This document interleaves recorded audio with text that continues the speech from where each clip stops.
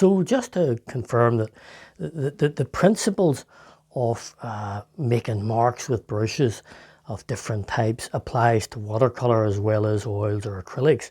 A mark is a mark in a sense. So, you know, I have a little watercolor by my side here and a little simple round brush, soft brush. And just like the previous exercises, we can see that, you know, it will make thin, thick, and do the same things that I did in the earlier part regarding mark making. But I just wanted to actually do it in watercolor just to reassure you.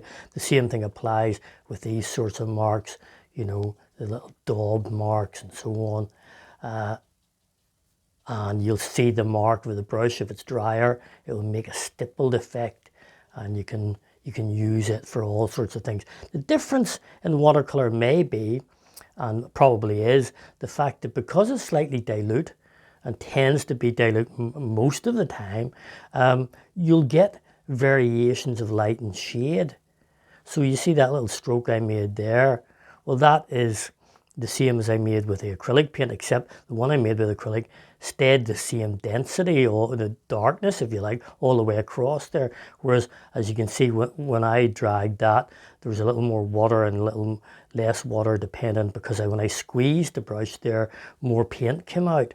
And when I took the pressure off the brush, less paint and more water, it was thinner. So you can see there are little variations of light and shade that you may not get in quite the same way as with acrylic. In other words, watercolor can give you that variety of tone as you make your marks that maybe acrylics and oils don't right away. Of course you can if you thin out your acrylics or your oils with water or with oils, they'll do similar things. But what I'm saying is it has a slightly more dilute quality, which can be used. And what I mean by that, in other words, if we use the water, make use of the water. So I'm just using this umber here, this one color, I think it's burnt umber. So I'm putting a ferrule load onto this brush here. And what I'm going to do is just make a few random marks. So splodging that around. This is not watercolor paper, by the way, so it may not behave quite the same way, but we'll maybe change that in a moment. So you can see this lovely quality I'm getting. Again, it could be fur, it could be grass, it could be a whole lot of different things. And I'm using my brush to create that illusion, if you like. What's interesting now, I'm rinsing, maybe here, I'm rinsing out that brush. I've basically just put some water on the end of this brush, and I'm going to daub that on. And you can see what's happening, that it's diluting the watercolor paint. So it's flooding the paint, the pigment, and it's diluting it and causing it to spread a little bit.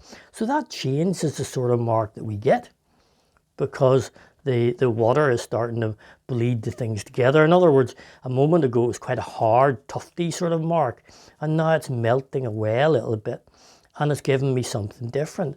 But it is a nice quality. That could be part of a landscape or a rocky hill or all sorts of sand or all sorts of things. So remember too, with watercolor, one of the easier things to do with watercolor is wipe bits away. So I can take, look, this is a piece of tissue, just, it could be a sponge, probably better, but you can see that I'm dragging out marks, making that lighter. Effectively, I can draw shapes into the wet paint quite easily with watercolor.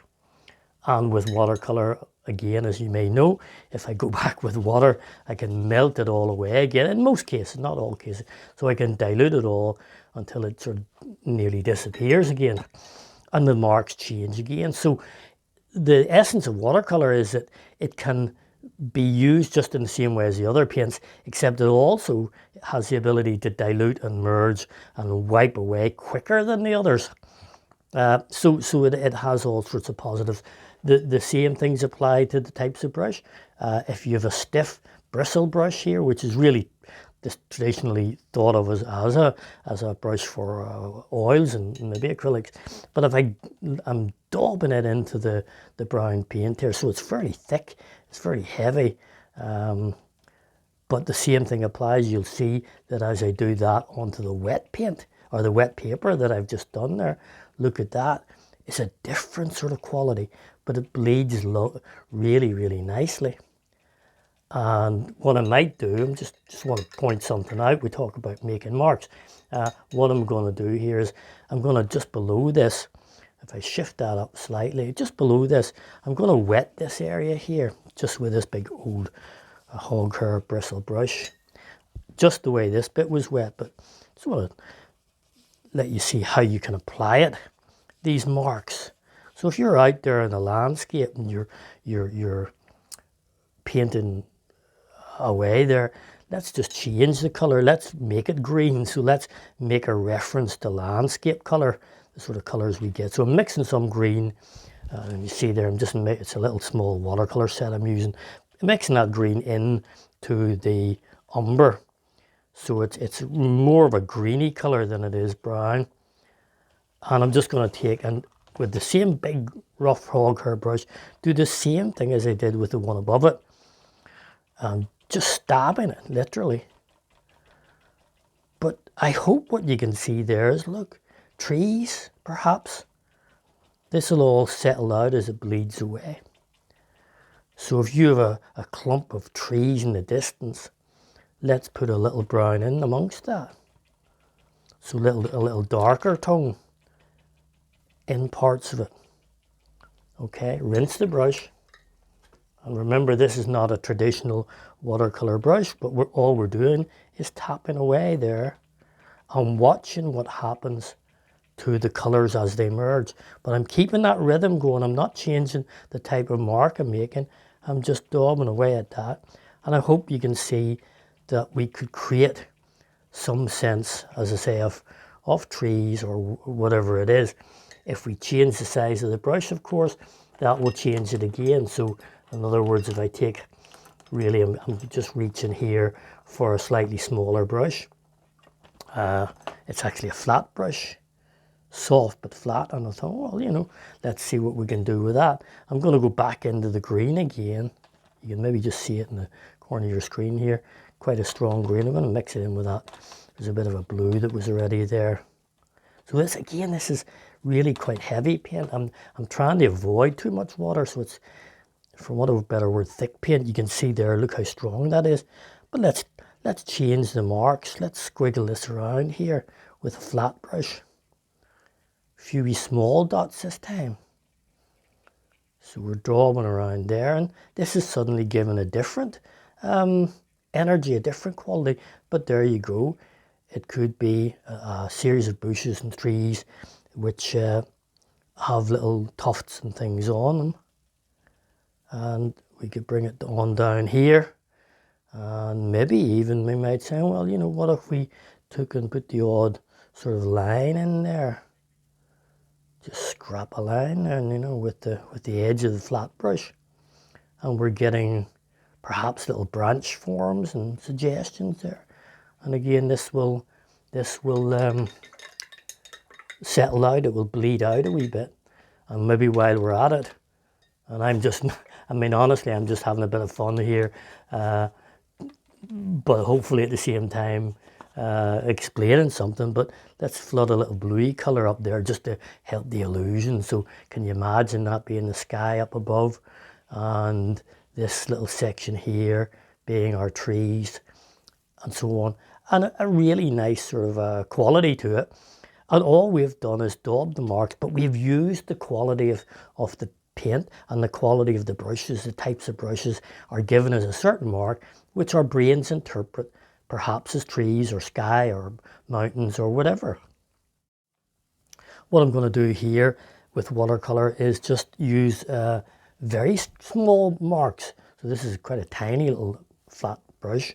Again, if I can bring it in there, I'm going to use some of these colors, but I'm going to really try to, again, keep the paints thick, as it were, you know, not too dilute. So we'll maybe stick with the greens and browns and maybe oranges, but you can see there how strong that watercolor paint is. So it's dry paint, what sometimes is referred to as dry paint, on dry paper. So this time I'm moving my hand in all sorts of different ways, I can create volume. So some of it's darker green, some of it's lighter. So it's almost as if we can create the sense that there's light coming from one side and dark from the other. So we're imagining this again as being trees, but this time we're making the shapes with a different technique. Last time we used very wet paint into wet paper. Now I'm using fairly dry paint on dry paper. But I'm trying to create the illusion, and I'm inventing this illusion, and it's not a really great natural green, but I'm pretending that it's a series of trees all together there. So what I'm doing is I'll maybe put a little bit of red into that green and maybe get some more neutral colors on the dark bits of it. Look at my hand moving all the time, squiggling, playing with the brush all the time, you know, just to make the marks. I don't know for sure what's going to happen. And this is what the workshop's about, experimentation. What's happened when I squiggle? I don't know. Let's try it and see. So we've got this dry paint on dry paper. Now I'm going to rinse out that little brush just with water on it. I'm going to go into the light bits, the white bits with water, and I'm dragging some of this paint over. So now I'm melting the paint away. The dry paint, I'm trying to melt it with water, encourage it to bleed, and sort of create a graduation from dark to light. Hopefully it's kind of happening there. But all the time, you can hear the noise, I hope. I'm not changing the brush mark. I've decided it's going to be scribbly. So I'm going to keep on at that idea. It could be a different mark in a different time, but you can see what we're getting there. We're getting energy into the paint. We're getting excitement into the paint. This time I'm going to try something slightly different. I'm going to work with quite a big, broad, flat brush and some watercolor. And again, I'm not dead sure what I'm going to get, but that's what it's about. This time, instead of making agitated, fast marks, I'm going to try and slow down. In other words, I'm going to take, this is sort of a yellowy green on the end of this brush here. And I'm thinking, okay, I'm going to make a couple of slow daubs here. Just that sort of shape. Just a big C shape almost. I'm going to dip into some darker color now. I'm going to put some darker sections in beside that. It'll probably bleed, which is probably not a bad thing. The light's maybe shining on that one across on our right hand side, but we'll do it anyway. So the marks are very deliberate, very calculated. I'm just putting some down here, look. Flat. 1, 2, 3, 4, 5, 6, so on. Bring that down here. Maybe make a few straight marks going that way. Maybe move to my bluish color now. Just grab a little palette here, get little ultramarine, little cerulean-ish blue here on my brush, and just go up here and just bang, bang, bang, like little tiles of color, little Lego blocks of color. And of course this can dry and we could work over it. We'll see how time goes. But this is very different from the way that I was moving my brush in the previous little bit. But you can see a different set of type of mark here. This lower part might be slightly drier now, I don't know. But I'll try and go in here with a little stronger color again. So maybe we do some marks like that and that, and it's a completely different illusion and interpretation of a little group of trees. It's bound to be, because the technique's different. So it's not all agitated. It's nice, you know. We'll fill this bit up at the bottom just. but we're getting nice variations of colour beginning to happen as we go. And this is invented, we're not working from a real subject, but we're beginning to create illusion that again we have a forest of trees or against the sky here, and we keep building this up. Now, of course, with watercolor, as we know, it sometimes needs time to dry, and I'm kind of rushing ahead a wee bit for obvious reasons, so that we can see a result. But I'm just playing around and putting some red again into the green, making some really quite rich, deep browny colours, and going to put those in. And each time I draw that flat brush, it blends with the previous marks. Say, we can see the illusion here. I say it's getting to the point where we maybe need to let it dry, which is fair enough. I'm going to tilt that up so you can see that. Sorry, it's running a wee bit so the reflection doesn't catch there.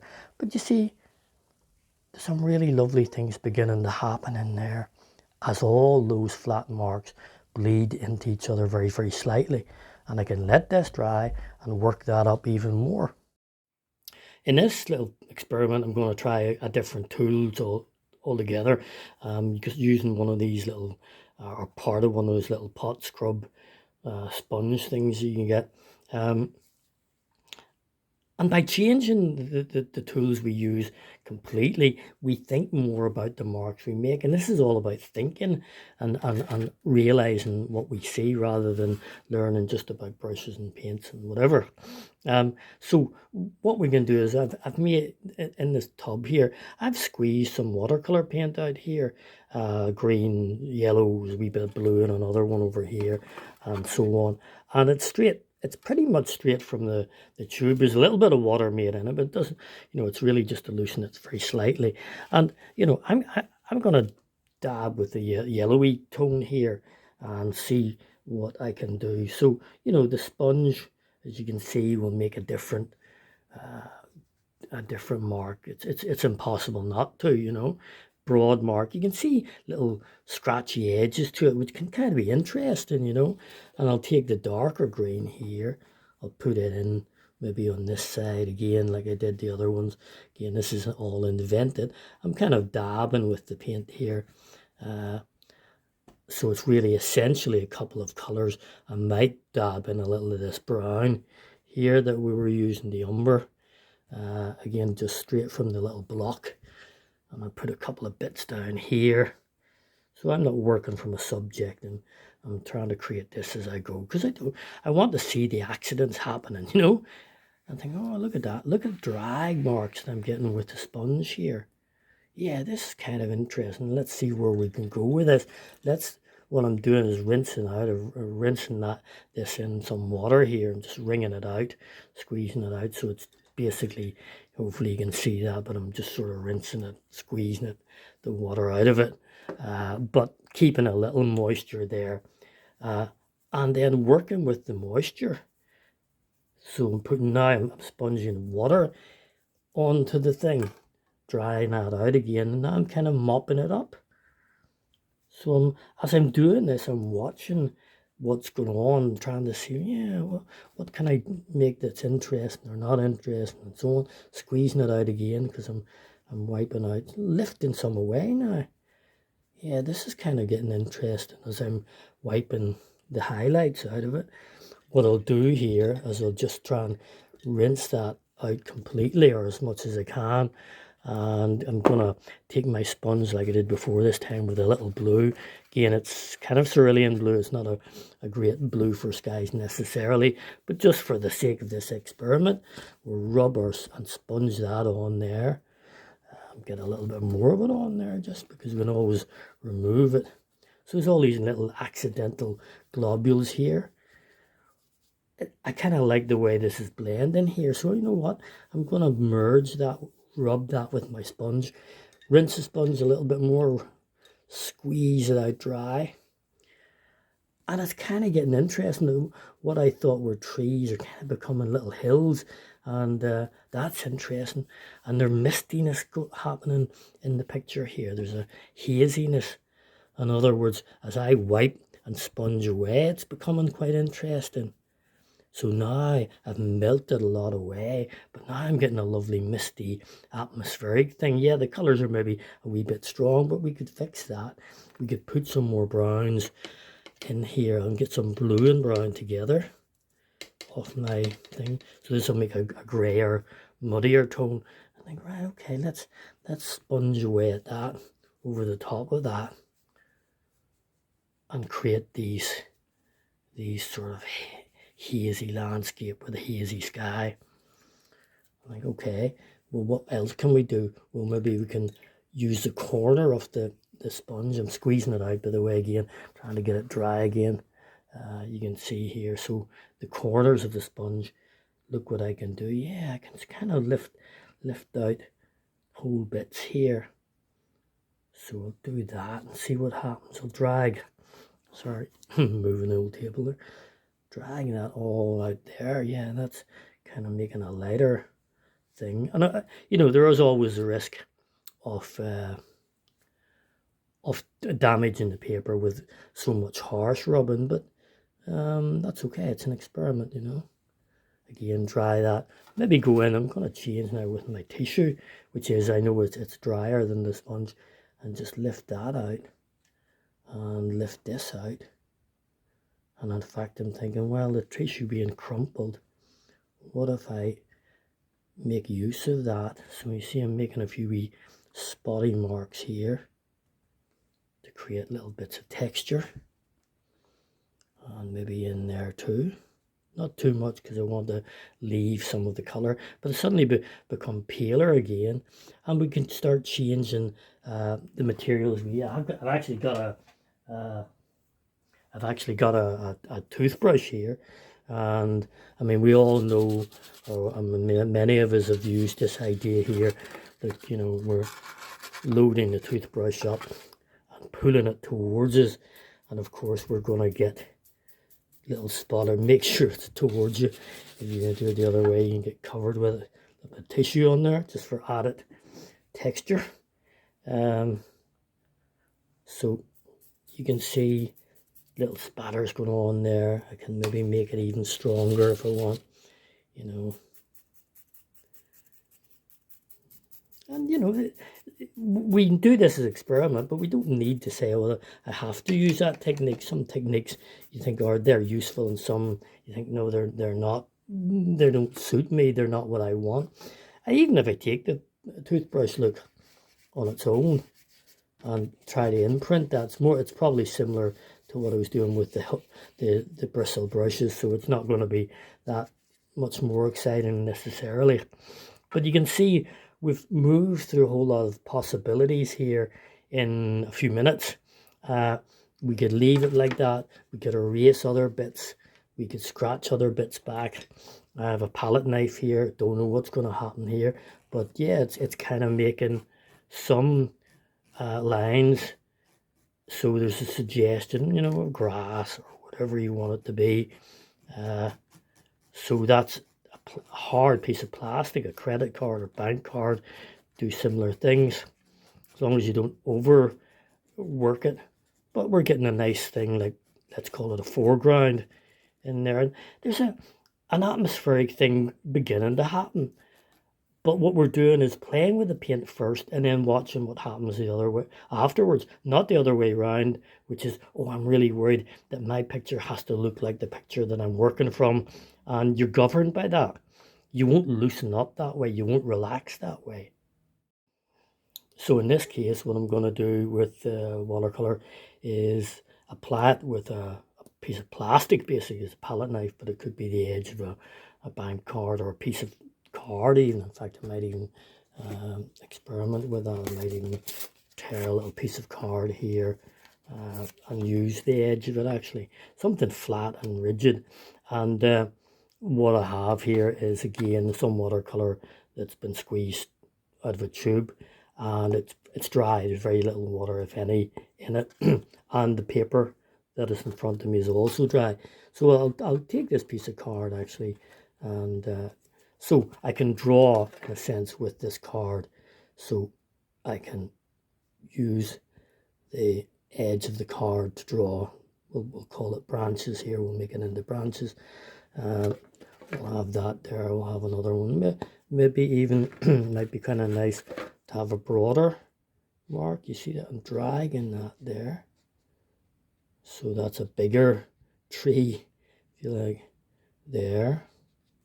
And there might be enough on, you can see it on the edge of the card here, maybe for another broad, big, maybe even get a bigger one there. So we'll drag that way here. So the marks that the card make with a little bit of watercolor are quite nice, even on their own there, you know. So that's dry paint, if you like, on dry paper again. What we'll do is we'll take another piece of card, tear another little bit off here, and take the edge of that, and over here I've got similar thing. I've got yellows, or yellowy green and green. So I'm putting a little bit of yellow on the edge of that, and I'll drag a few little yellow spots over these here, just the same sort of mark, you know, just swiping it, wiping it across. So they all have a similar style almost of this yellow I'm putting on there. And then I have some green beside it, slightly darker green. So I'm going to take and lift some of that onto my card.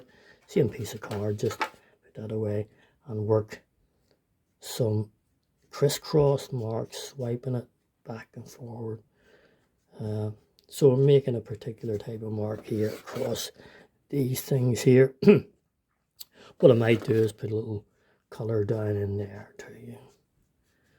So I'm making the essential drawing, if you like, with this bit of card. And then what I want to do is an experiment. I'll take my fairly broad brush here with a little bit of water in it and start to make a few marks in between here. So I'm rinsing these. So this will begin, as I'm dabbing it now, carefully, it will begin to melt away the edges of those things I did. I don't want them to lose it completely, but I'm filling in the empty gaps, if you know what I mean, between those things that I did with the card. So I'm filling the white bits or the light bits. And what it's doing is touching the colour that I put down. The colour that I put down will start to melt away and dissolve a little bit. Obviously, if I put loads of paint on here, it would be more obvious, or loads of water, it would melt very quickly. But I want to keep that nice hard line, this shimmery line that I got originally when I used my little bit of card. But what I'm doing is just softening it now. So in the bits in between, they're joining them up. So in other words, a yellow and a green and a brown, and they're all quite separate bits. What I'm doing is using the water and dabbing to bleed one into the other, but not too much. Not until it comes up. It would disappear into one colour if I overdid this. But what we can see is a nice shimmery, interesting mark beginning to happen up amongst these kind of trees here. And again, down here, I haven't got anything really. So I'll take the greens that I put in here, and you can see that tap, tap, tap gesture. You can hear that. I'm trying to keep that, you know, consistent. And then what we're beginning to get is a lovely, almost sparkly, impressionistic thing. And I can decide, look, I'll stop there and wait. And maybe when it's dry, I can go in with a little bit of blue and so on. I'm going to contradict myself. I've got a little tiny bit of blue here, and what I'll do is, just for the sake of interest, flick a little bit of blue in between these gaps, just to suggest, you know, that it's maybe was the sky in behind there or whatever. You see that? Cool that little bit up at the top. And as I dab it, I can keep dabbing and merging it together until I'm happy and say, I like that. Or I might say, no, I like it the way it is. I like the lovely sparkliness of it. It's up to me, you know. But I'm tapping, I'm not getting overly excited about drawing a branch or whatever. The impression is there, and again, it's excitement in the paint.